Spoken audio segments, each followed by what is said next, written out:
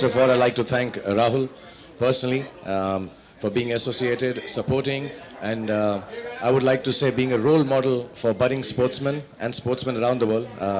One of my favoriteest people in the world for his grace, for his resilience, for his dedication, for his hard work, and just being so quiet through all of this. So, my hero.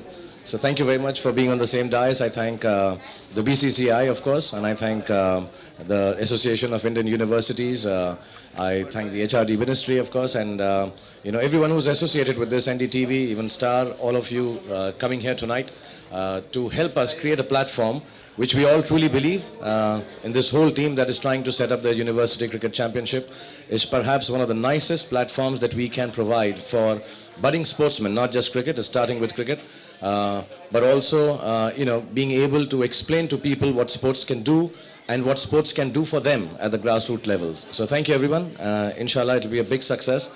And here's wishing all the 8 teams, here's wishing all the 128 players, here's wishing all the lakhs and lakhs of budding sportsmen around the country that participate. Some of them on the field, some off it, some of them hoping to become a sportsman like the great Wall here.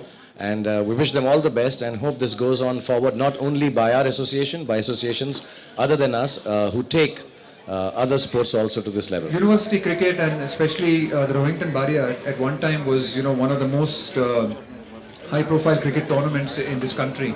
And a lot of cricketers actually came and played for India from their performances in university cricket. That over the years has died down.